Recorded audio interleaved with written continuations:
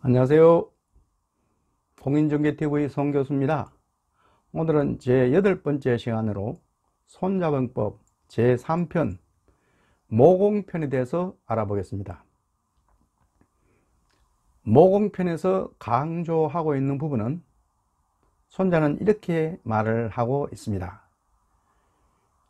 100번을 싸워서 100번을 이기는 것이 상책이 아니고 싸우지 않고 적을 굴복시키는 것이 최상의 방법이다 라고 이야기를 하고 있습니다. 그래서 전국 위상 파국 차지, 즉 적의 국토를 온전히 보존한 채로 이기는 것이 최상이고, 파국 차지, 적의 국토를 유린해서 이기는 것이 차선이다 라고 이야기를 합니다. 또한 전군 위상 파군 차지, 즉 적의 군대를 파괴하지 않고 이기는 것이 최상이고, 파군 차지, 적의 군대를 분쇄해서 이기는 것이 차선이다 라고 이야기를 하고 있습니다.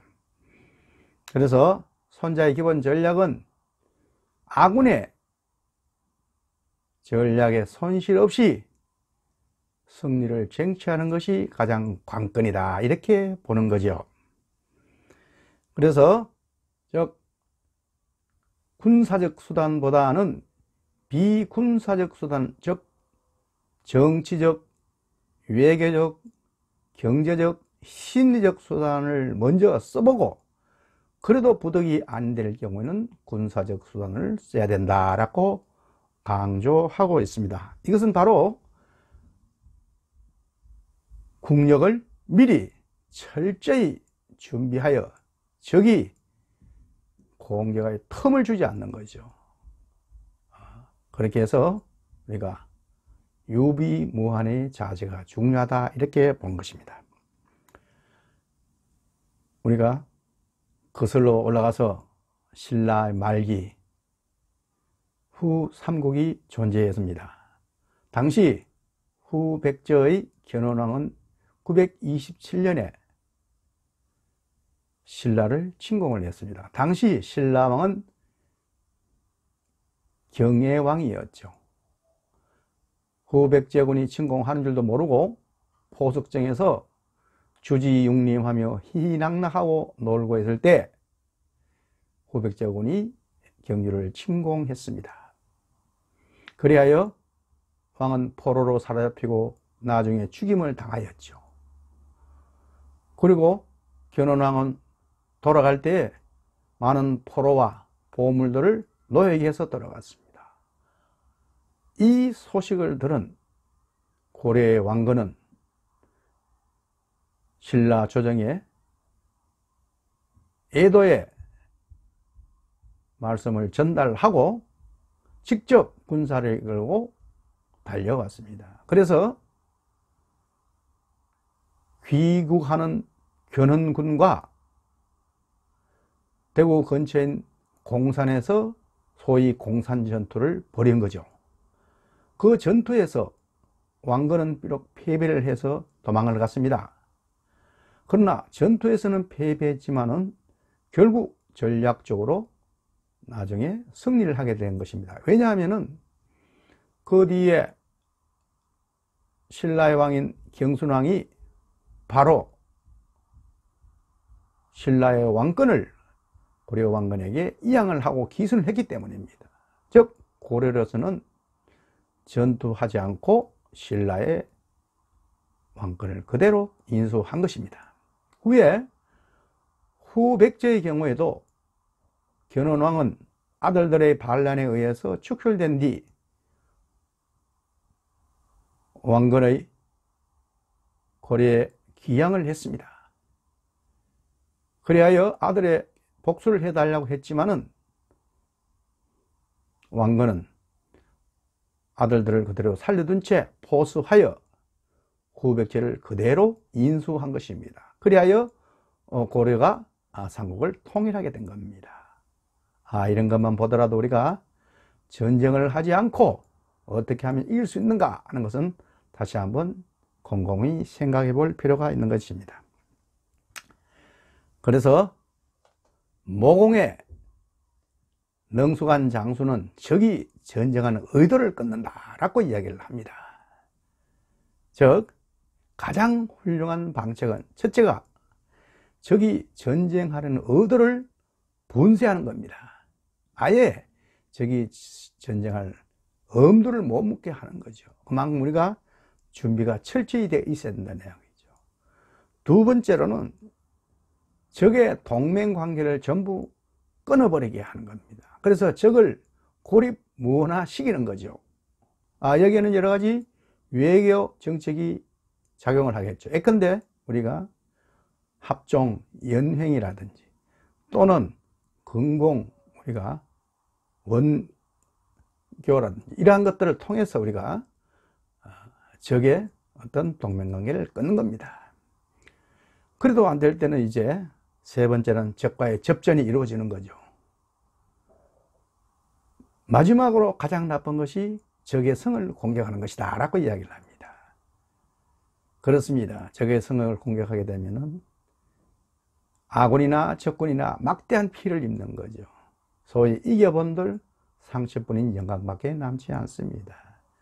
그것은 별 의미가 없는 그런 전쟁이 되는 것이죠.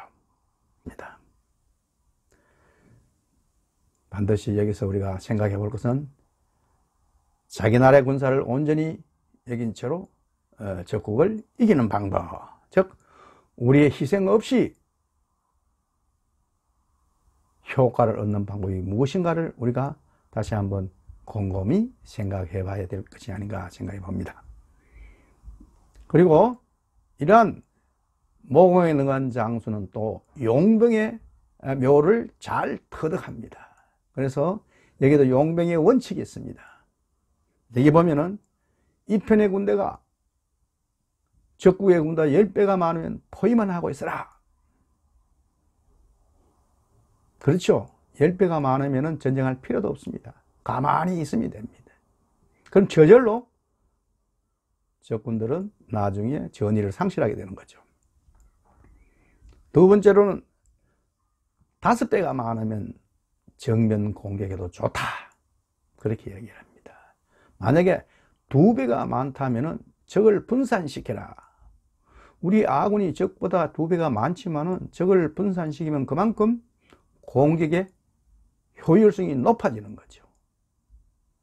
그리고 서로가 전력이 비등한 경우에는 전력을 다해서 싸움해라. 즉 죽기 살기로 싸움을 해야 된다라고 이야기를 하고, 만약에 우리의 수가 적을 경우에는 후퇴를 해라. 작전상 후퇴할 수밖에 없더라는 이야기죠. 만약에 아주 열세할 경우에는 전쟁 그 자체를 피해야 된다라고 이야기합니다. 그래서 이런 용병의 원칙도 이 모공편에서 잘 이야기를 하고 있습니다. 앞서 우리가 보면은 조선시대에 소위 병자호란이 있었습니다. 1636년이었죠. 추운 겨울에 12월 달입니다. 소위 청나라의 청태종, 홍타이제라고 이야기하죠. 청태종이 10만 대군을 끌고 조선을 침공했습니다. 그때 조선의 인조왕은 강화도로 피신을 하려고 했으나 여의치 않아 남한산성으로 피신을 했습니다. 그때 남한산성 안에는 군사 1만 2천 명과 51분의 식량만이 있었습니다. 청태종은 10만의 대군을 가지고 남한산성을 포위하고만 있었습니다. 45일 만에 인조왕은 스스로 굴복을 하고 나와서 무릎을 꿇었습니다. 그게 우리가 소위 비운의 삼전도 조약이었죠. 가슴 아픈 이야기입니다. 그러나 적으로 볼 때는 굉장히 용병을 잘 한 걸로 그렇게 보여지는 거죠. 그래서 우리가 이러한 것을 볼 때 이 모공에서 강조하고 있는 것은 전쟁을 하지 않고 이기는 방법, 그것을 바로 우리가 잘 생각을 해봐야 된다. 그것이 바로 서로 상생하는 길이다, 그렇게 보여집니다. 우리 주위를 지금 둘러봐도 그렇습니다. 협력업체라든지 또는 경쟁업체라든지 또는 고객과의 관계에서 과연 나는 얼마나 상생의 원칙을 지키고 있는가. 이러한 상생의 원칙이 지켜지기 위해서는 내 자신의 이익을 너무 앞세우면 안 된다. 즉 공자는 논어에서 이런 이야기를 합니다. 결리사의, 즉 이익을 보거든 의를 먼저 생각해라. 나의 자그마한 이익에 눈이 어두워 큰 것을 놓치면 소위 소탐대실한다는 이야기죠. 그래서 너는 이 얘기하기를 이익에 따라 행동하면 원망이 많다. 주위로부터 원망을 많이 듣는다, 그런 이야기죠. 또 군자는 의에 밝고 소인은 이익에 밝다라고 이야기합니다. 그래서 우리가 진정한 나의 이익을 위해서는 의도 같이 생각을 해야 된다. 그게 바로 결리사의의 정신입니다. 우리가 잘 알고 있는 영국의 경제학자 아담 스미스가 있습니다. 국부론의 저자죠. 이 경제학자도 기본적인 철학자는 도덕적 철학자입니다. 이분도 항상 국부론을 짓기 전에 강조한 것은 도덕과 경제가 일치한다고 믿은 거죠. 즉 신의 보이지 않는 손에 의해서 이 세상 경제가 움직인다라고 본 겁니다. 많은 선인들도 이런 생각을 가졌었습니다. 그래서 우리는 항상 내 자신의 이익을 생각할 때 주위의 의와 어떻게 부합되는지를 잘 생각하고 그렇게 한 행동만이 결국 오래 갈 수 있다는 거죠. 우리는 그런 기업들도 많이 봅니다. 그렇지 않는 기업은 당대에 멸망을 하고 좀 더 그런 현명한 생각을 가진 기업들은 그래도 몇 대씩 가는 거죠. 자, 이런 것을 볼 때 우리가 우리 주위와 더불어 얼마나 우리가 서로 상생할 수 있는가, 그런 것들은 우리 자신한테 달려있다, 그렇게 보여집니다. 오늘 강의는 이것으로 마치기로 하고 다음 시간에는 모공 제2편에 대해서 말씀을 드리도록 하겠습니다. 끝까지 시청해 주셔서 감사합니다.